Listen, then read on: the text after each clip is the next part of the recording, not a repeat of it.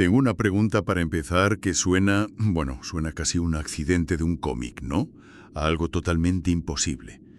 ¿Qué pasaría si alguien metiera la cabeza en un acelerador de partículas? En funcionamiento. Uf, suena a pregunta absurda, desde luego. Pues parece absurda, pero tiene una respuesta muy real. Y es una historia que, de verdad, desafía casi todo lo que sabemos sobre biología.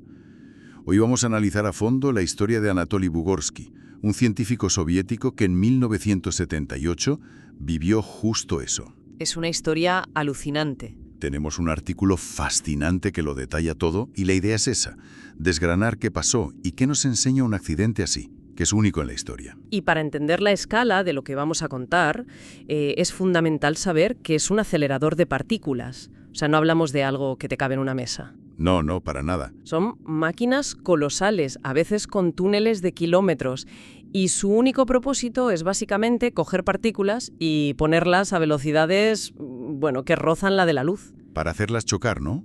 Y ver qué sale de ahí. Exacto. Para estudiar los ladrillos del universo. El bosón de Higgs se descubrió así, por ejemplo.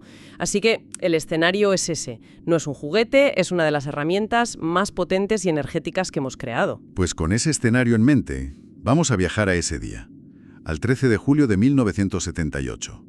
Estamos en el sincrotrón U-70, cerca de Moscú, y Anatoly Bugorsky, que era un investigador joven, está haciendo una revisión de rutina. Sí, al parecer una pieza del equipo fallaba y él se metió a comprobarla. Y aquí es donde se junta todo, un fallo técnico con una decisión, fatídica. La tormenta perfecta, vamos. Totalmente. Bugorsky se asomó al túnel del acelerador, al canal por donde viaja ese haz de partículas a una velocidad demencial. Lo hizo porque pensaba que estaba apagado. Claro, estaba convencido. Según cuenta el artículo, el sistema de seguridad tenía un fallo crítico. La luz roja que debía avisar de que el acelerador estaba en marcha no funcionaba. ¡Qué desastre! Así que él, a ciegas, confió en que todo estaba parado. Y en el preciso instante en que su cabeza cruza el túnel, un haz de protones le atraviesa el cráneo. La descripción que él mismo dio es alucinante. Dijo que vio un destello más brillante que 1000 soles. Una imagen potentísima. Pero, y esto es lo que a mí me vuela la cabeza, no sintió absolutamente ningún dolor. Nada. Cero. Un flash de luz y ya. A ver, es que si analizamos la física de ese impacto, que es la clave, esto no fue como un disparo de una bala. Una bala desgarra tejido, es un objeto físico. Claro. Esto fue un rayo, increíblemente concentrado de protones viajando casi a la velocidad de la luz. Es energía pura, en un espacio diminuto. Los análisis que hicieron después permitieron trazar la trayectoria con una precisión que da miedo, ¿eh? Entró por detrás y salió por la cara, ¿no? Sí, el haz entró por la parte de atrás de la cabeza, el occipucio, le atravesó el lóbulo temporal, el oído interno, y salió por la cara, justo al lado de la nariz. Le perforó el cerebro de lado a lado. Y la energía que llevaba eso, es que me cuesta hasta imaginarlo. Bueno, es que aquí viene lo fascinante. La unidad para medir la radiación absorbida es el Gray, el G. Para que nos hagamos una idea, una dosis de 5 Gray en todo el cuerpo se considera mortal de necesidad. 5. 5. La mayoría de la gente moriría en un par de semanas, sin remedio. Espera, para. ¿Me dices que 5 Grays es mortal? ¿Y a él le atraviesa un haz de un acelerador? No tiene sentido físico para mí. ¿Por qué no le explotó la cabeza? O yo qué sé, ¿por qué no se licuó el tejido? Esa es la pregunta del millón. Porque las estimaciones dicen que en el punto de entrada su cráneo absorbió unos 2000 Gray. ¿2000? 2000. Y en el de salida, donde el haz ya había interactuado, la dosis fue incluso mayor, unos 3000 Gray. O sea, estamos hablando de entre 400 y 600 veces la dosis letal. Es imposible. Cualquier manual de radiobiología te diría que la supervivencia no es solo improbable, es imposible. Punto. O sea que la única razón por la que sobrevivió es porque la dosis fue tan absurdamente alta y concentrada que actuó casi como un bisturí de luz, en lugar de un veneno radiactivo. Exacto. Has dado en el clavo. La hipótesis más sólida es esa. A diferencia de la radiación en un área amplia, como en un accidente nuclear, esto fue un impacto hiperconcentrado. El artículo lo describe muy bien. El haz era más fino que un lápiz, así que, aunque la energía fue masiva, la depositó en un túnel de células súper estrecho. La teoría es que el propio haz, al ser tan energético, cauterizó al instante el tejido a su paso. Quemó y selló los vasos sanguíneos. Eso es, limitando las hemorragias y la inflamación que habrían sido letales. Destruyó por completo ese túnel de tejido, sí, pero no todo lo que había a su alrededor de forma inmediata. Vale. Te atraviesa un rayo el cerebro. Ves un destello cegador. Lo lógico es pensar que o caes fulminado o gritas pidiendo ayuda, entras en pánico. Ya. Pero lo que hizo Vygotsky es que desafía toda lógica. Es uno de los detalles más raros, sí. Se recompuso, no le dijo nada a nadie, terminó su jornada y se fue a casa. Como si tal cosa. Pero ¿cómo es posible? ¿Fue el shock? ¿O que la ausencia de dolor le hizo pensar que no era tan grave? Probablemente una mezcla de todo. Sabía que el as le había atravesado, pero en ese momento, por la razón que sea, decidió no contarlo. Vale, se va a casa. Pero es imposible que algo así no deje rastro. ¿Qué le pasó al día siguiente? Pues lo que tenía que pasar. La primera señal fue terrorífica. Durante la noche, el lado izquierdo de su cara empezó a hincharse hasta quedar, irreconocible. La piel, en los puntos de entrada y salida, empezó a pelarse, a caerse, revelando el tejido quemado por debajo.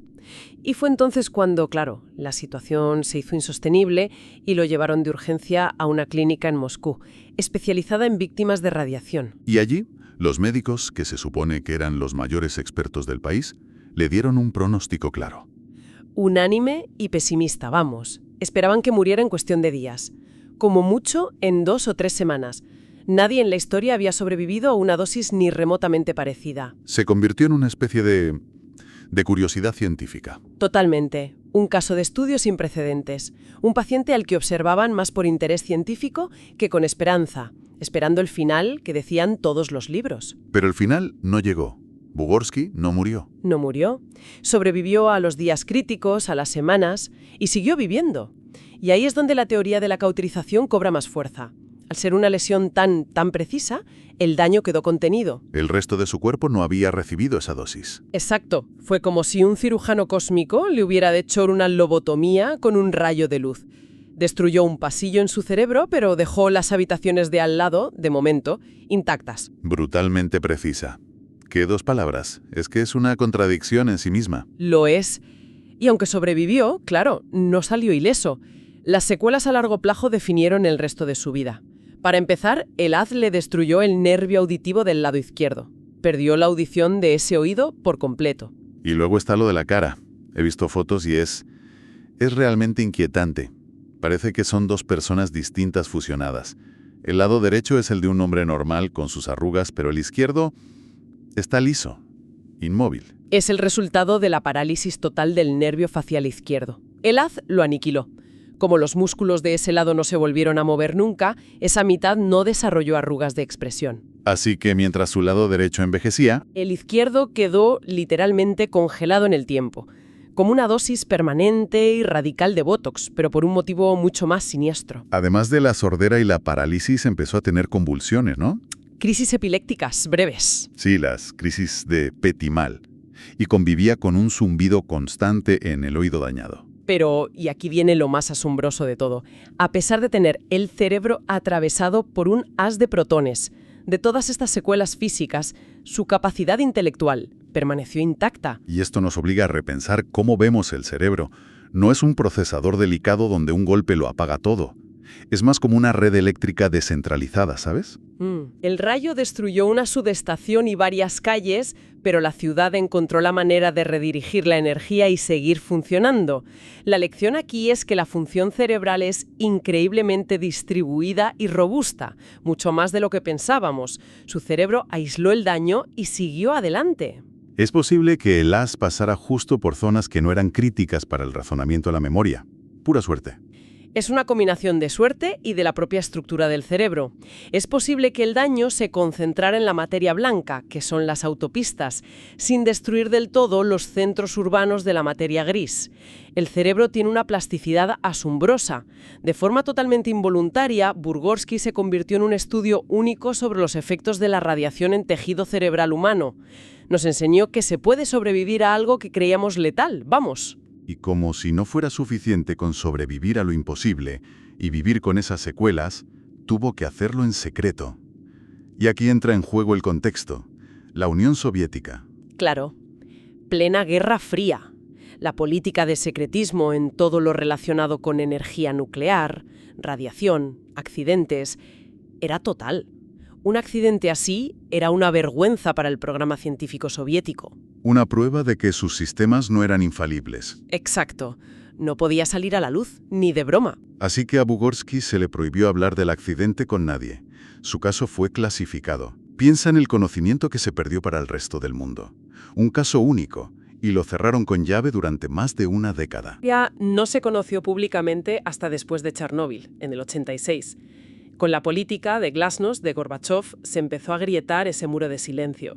Pero durante años toda esa información tan valiosa quedó encerrada tras el telón de acero, accesible solo a un círculo muy pequeño de científicos soviéticos.